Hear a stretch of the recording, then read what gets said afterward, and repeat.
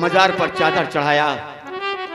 चादर चढ़ाने के बाद उसी जगह मैं नमाज अदा करने लगा। क्या नमाज अदा कर ही रहा था, तभी अल्लाह की आवाज आती है, अरे ये अल्लाह के बंदे, मैं तेरे पांचों नवाज से खुश हूं। देख तेरे बगल में एक काजल की डिबिया रखी हुई है, वो काजल की डिबिया उठा ले, तेरे बुरे दिन में काम आएगी। जैसे कि ये लूला, लंगड़ा, अंधा, बहरा, कुष्ठ रोग, ऐसे ऐसे कई बीमारियों में काम आएगा मेरे भाई। वाह भाईजान वाह, मनहर भाईजान, हाँ, ये अल्लाह की दी हुई अमानत है। हाँ मेरे भाई, इसे अपने पास संभाल के रखना, शायद कभी किसी वक्त पर किसी भाई के काम आ जाएगा, बहुत ही एहसान मानेगा भाईजान। इसीलिए मैं हमेशा अपने पास ही रखता हूँ मेरे भाई। ठीक है, लेकिन मनहर भाईजान। हाँ भाईजान बोलो। रतन की पढ़ाई बहुत कष्ट में है, परीक्षा नजदीक आ गई है, फीस का पैसा मांग रहा था, यहाँ घर में खाने के लिए एक दाना नहीं है, शायद अब रतन पढ़ाई नहीं कर पाएगा। क्यों न उसे अपने झोपड़ी में बुला लो, वो भी कहीं कमाई करे। नहीं बड़े भैया नहीं, छोटे भैया पढ़ रहे हैं, उनको पढ़ने दीजिए। रही बात फीस की, क्या हम और आप कमा करके उसकी पढ़ाई नहीं करा सकते? नहीं भैया, भैया पढ़ेंगे और उनकी फीस भी जमा होगी और परीक्षा भी देंगे। कैसे? चलो चलते हैं शहर की ओर, काम तलाशेंगे, काम मिल जाएगा तो कमा करके जमींदार का कर्ज और छोटे भैया की फीस जमा हो जाएगी मेरे भाई। ठीक कह रहा मेरे भाई, बगैर कुछ किए काम कुछ नहीं होगा। हाँ मेरे भाई, चलो हम दोनों भाई शहर चलते हैं। चलो चलते हैं।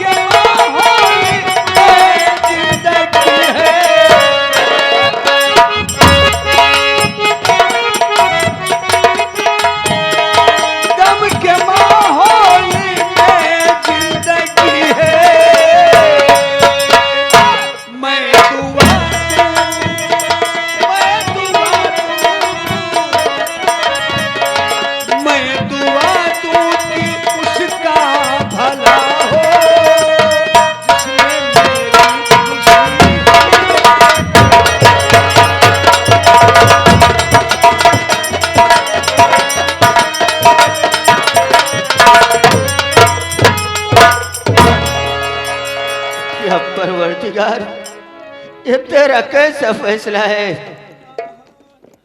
कि जमींदार ने चंद पैसों के लिए मेरे बड़े भैया को इतना मारा कि मेरा कलेजा कांप गया। मेरे भाई, मेरे बड़े भैया तो काम की तलाश में चले गए, अब मैं भी चल रहा हूं काम की तलाश में। काम मिल जाएगा तो कमा करके जमींदार का कर्ज और छोटे भैया की फीस जमा कर देंगे। जब तक मैं अपने बड़े भैया की चढ़ों की सौगंध खाकर कहता हूं कि जब तक कमा करके जमींदार का कर्ज और छोटे भैया की फीस नहीं जमा कर दूंगा, तब तक अपने बड़े भैया की अपनी सूरत और शक्ल नहीं दिखाऊंगा। या परवरदिगार, कर मदद अल्लाह, तेरा ही भरोसा है।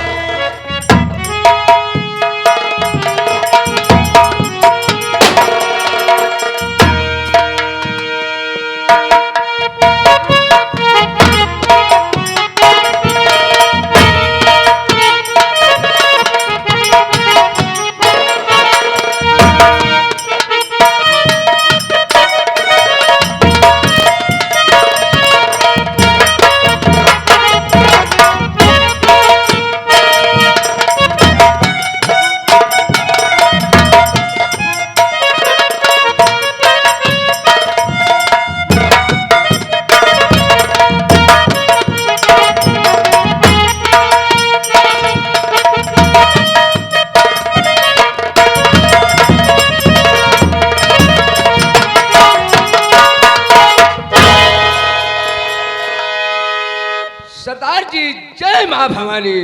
जय मां भवानी की। साथियों, रास्ता चलने वाले को रास्ता तमाम है। महफिल में आए हुए भाइयों को मेरा नमस्कार है। गुर्रा की अगर शेर आए तो आंखें निकाल लूं, और क्या? सीना जमी को फाड़कर पानी निकाल दूं। शोहरत है मेरे नाम का, शोहरत है मेरे नाम का। सारे जहान में शेरों के छक्के छूटते हैं डाकू शेरा सिंह के नाम से। आपस में रखिए मेल, आपस में रखिए मेल, तब देखिए हमारे मास्टर लाल सिंह का खेल। हथौड़ा सिंह, सरदार जी, पहले तू ये बता कि अपना एक साथी ये लोढ़ा सिंह कहाँ है?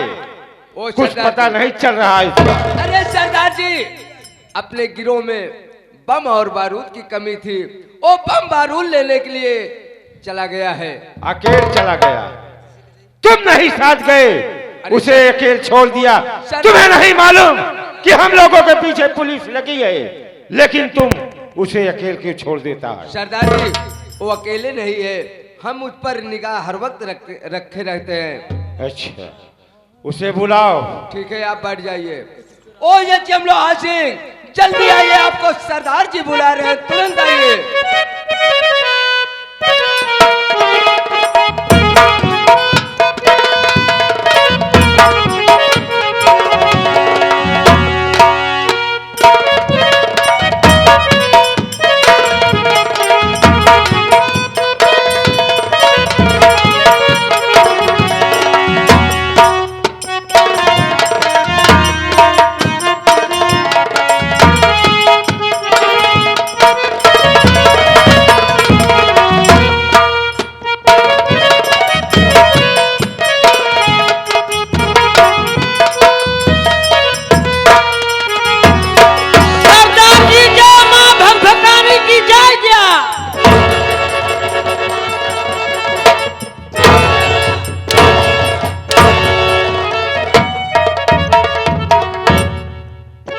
क्यों बे?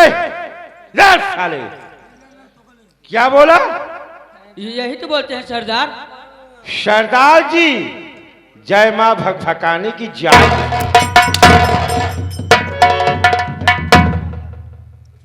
हरामजादे, उसे कहा जाता है सरदार जी जय मां भवानी की। सरदार जी जय मां भवानी की। जय मां भवानी की।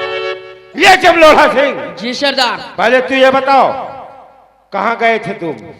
बात यह है सरदार कि अपने पास बम और बारूद की कमियां पा गई थी, इसीलिए बम और बारूद के लिए चला गया था। गया जरूर था सरदार, लेकिन मुझे शिनाख्त मिला कि हमारे पीछे पुलिस लगी हुई है। क्या तुम्हारे पीछे पुलिस लगी थी? जी सरदार, जब हमें शिनाख्त मिला कि हमारे पीछे पुलिस लगी हुई है तो हमने बोल भी दिया, अरे दरोगा, अरे ये दरोगा, वापस चला जा वरना तेरे बच्चे पापा कहने के लिए तरस जाएंगे। सही बात। भाग जा, लौट जा, वरना मैं अभी एक फर कर दूंगा।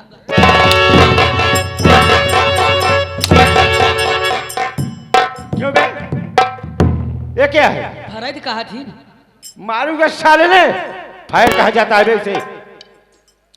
लौट जा वरना मैं भी एक फायर कर दूंगा। भाग जा। पुलिस वाले को मैं बड़ा चश्मा देकर भाग लिया। कितना बड़ा चश्मा दिया बे? कितना बड़ा चश्मा दिया? अबे साले चश्मा दिया कि चकमा दे के जाए? हाँ, चकमा देकर। लेकिन मैं सबसे पहले ये सोच रहा हूं कि सबसे पहले मैं अपना पोता बता दूं।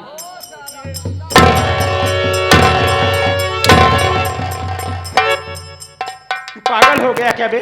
सरदार अंडो डिक्शन।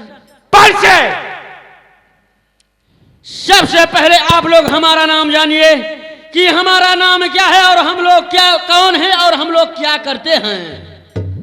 अरे श्री श्री 108 श्री, अरे श्री श्री 108 श्री, श्री यशम लोढ़ा, श्री यशम लोढ़ा, श्री यशम लोढ़ा, श्री यशम लोढ़ा सिंह जिस इलाके में घुसता है, जिस मोहल्ले में, इस मोहल्ले के इंसान के क्या बात है, उस गली में कुत्ता ही नहीं दिखाई देते हैं। हमारे नाम से इतना बड़ा दहशत है, इतना बड़ा खौफ है। जब 12-1 बजता है रात, किसी बच्चे की सुसु लगती है तो वो बच्चा अपने माँ से कहता है, माँ मैं सुसु करूंगा। तो उसकी माँ कहती है, अरे ए बेटा सो जा सो जा, अरे ये बेटा सो जा वरना यक्षम लोढ़ा सिंह आएगा, तेरा सारा मूत पी जाएगा। शाला सजाया बजाया दिया। क्यों बे? इधर आ, इधर आ, इधर आ। मूत पीता है? कब से साले तुमने मूत पीने लगा? अबे साले मूत पी जाएगा कि उसका खून पी जाएगा? खून पी जाएगा। और तुम लोगों को पता होना चाहिए कि हम लोग चमार घाटी के गांडू हैं।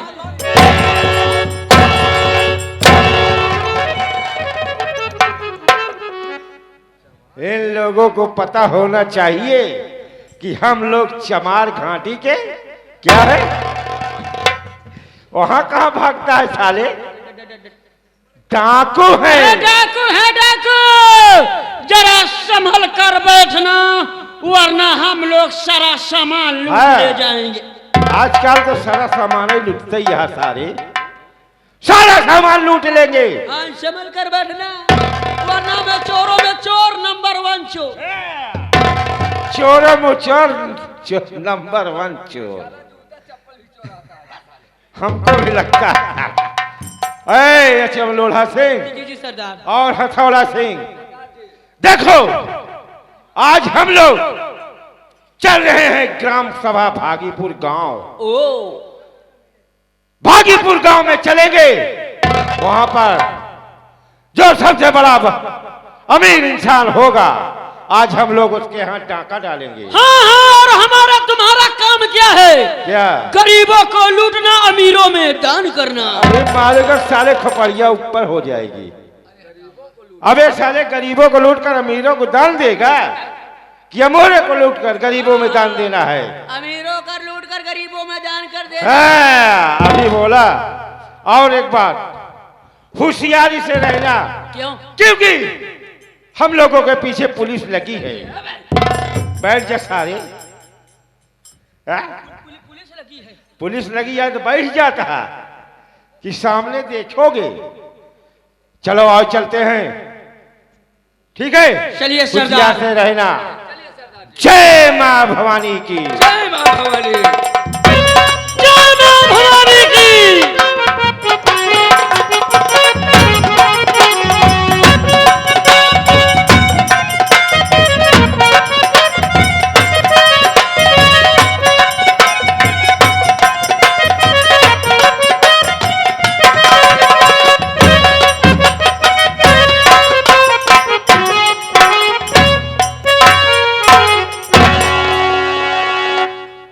परवरदिगार, ये तेरा कैसा फैसला है? मेरे बड़े भैया तो कब की तलाश में चले गए, क्या पता उन्हें काम मिला कि नहीं मिला, या कि हमारे जैसे दर बदर की ठोकरें खा रहे हैं। मैं तो कई शहरों में गया काम की तलाश में, मुझे कहीं काम नहीं मिला, कहीं काम नहीं मिला। मैं कैसे बड़े भैया के पास जाऊंगा? अगर बड़े भैया के पास जाऊंगा तो यही कहेंगे कि मनहर ले आओ भैया, कितना पैसा कमा करके लाए हो, देव चल करके जमींदार का कर्ज और छोटे भैया की फीस जमा करेंगे, जो किधर मनहर के पास एक फूटी कौड़ी नहीं है। मैं कैसे जाऊंगा बड़े भैया के पास? मैं बड़े भैया के पास नहीं जाऊंगा।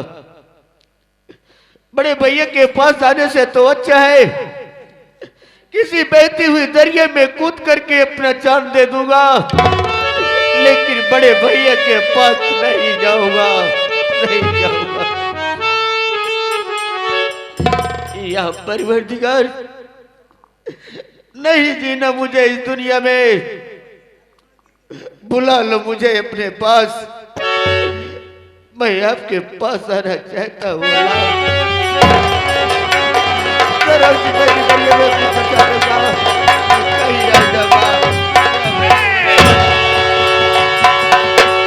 कौन है तुम्हें और तुम अपनी जान इस दरिया में देने जा रहा है? क्या मुसीबत है तुम्हारे ऊपर जो अपनी जान देने जा रहा है? अभी तुम्हें बहरा भी कर दूंगा साले। कैसे आना हुआ? सरदार जी बोलो।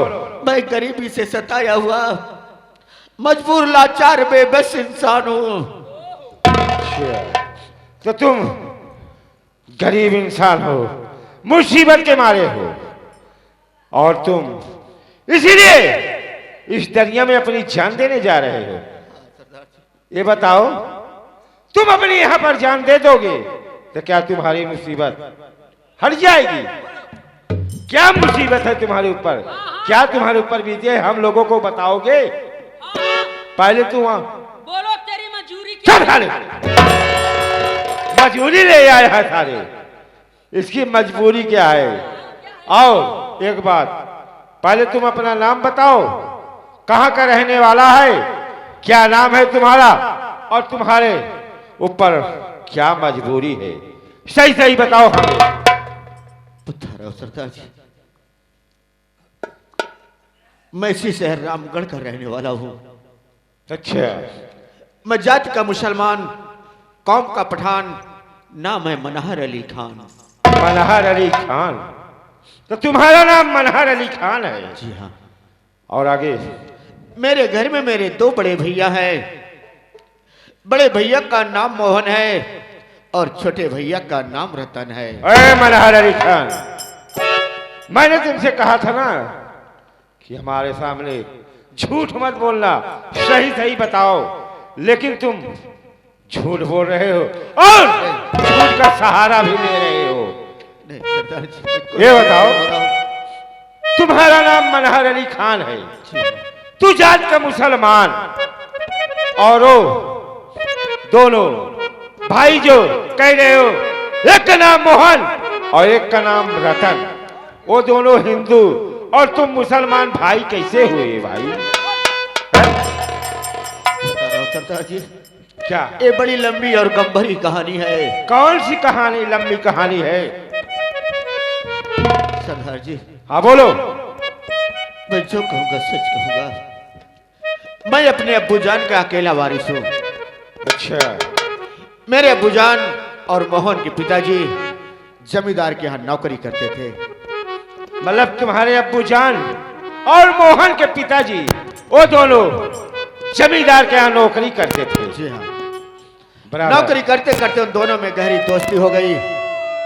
दोस्ती हो जाने के बाद हमारे घर उनके घर आना जाना हो गया।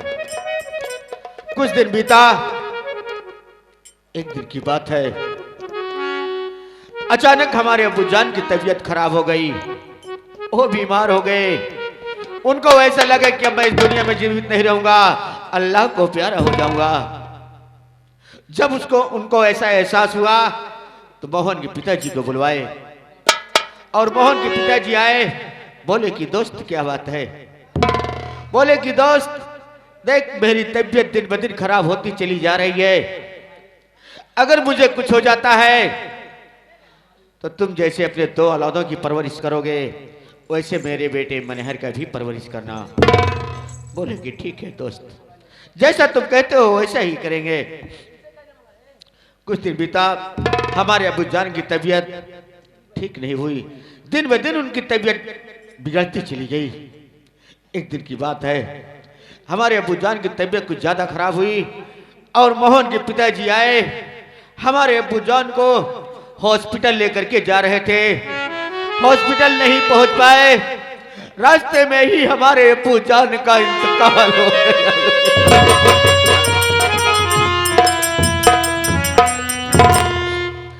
हमारे अब्बू जान का इंतकाल हो गया तो वहीं से घर वापस आ गए और मोहन के पिताजी ने हमारे अब्बू जान का अंतिम संस्कार यानी कि कफन दफन किए। कफन दफन करने के बाद उसी वक्त मुझे अपने घर उठा ले गए। अपने घर ले जाने के बाद उन्होंने जैसे अपने 2 औलादों की परवरिश की उसी तरीके से मेरी भी परवरिश की। उस घर में मुझे इतना लाड प्यार दुलार मिला कि मैं अपना घर ही भूल गया।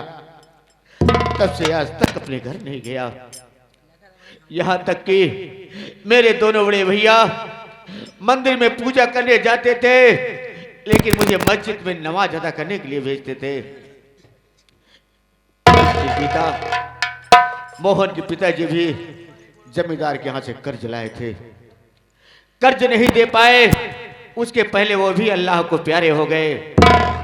हम भाइयों के अंदर इतनी गरीबी आ गई कि कभी कभी ऐसा होता था बिना खाए भूखे ही सो जाना पड़ता था। घर में फुटी कौड़ी नहीं होती थी। आए दिन जमींदार आके तंग करता था, पैसे की मांग करता था। एक दिन की बात है, जमींदार कर्ज मांगने आ गया और कर्ज कहां से देते, घर में एक फुटी कौड़ी नहीं। मेरे बड़े भैया उनसे कुछ दिनों की मोहलत मांगने के लिए बोले। जैसे ही मोहलत मांगे जमींदार गुस्से में आग बबूला हुआ और मेरे बड़े भैया को इतना मारा कि मेरा कलेजा कांप गया। मेरे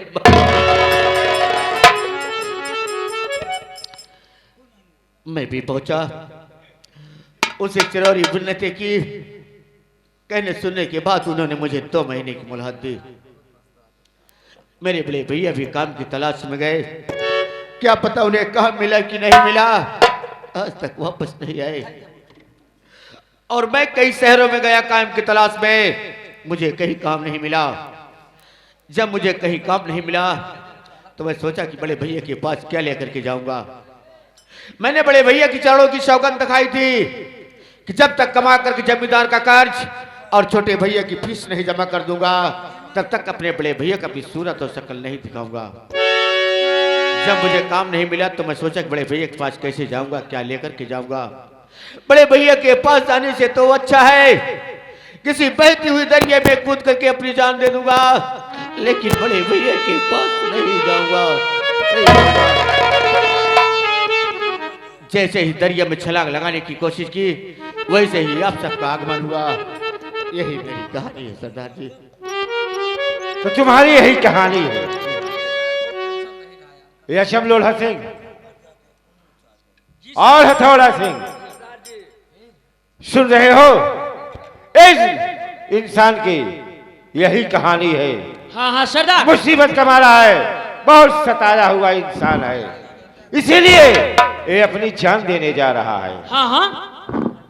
और यशम लोढ़ा सिंह, जी सरदार। मैं ये सोच रहा हूं कि हम लोग इसे मरने नहीं देंगे। ना ना। और तुम्हें तो मालूम है कि अपने सरदार जी पुलिस मुठभेड़ में मारे गए जी सरदार। और अपने इस गिरोह में कोई सरदार नहीं है। और ये इंसान शरीफ भी लगता है अगर तुम लोग की राय हो तो मैं इसे अपने इस गिरोह का सरदार बना दूं।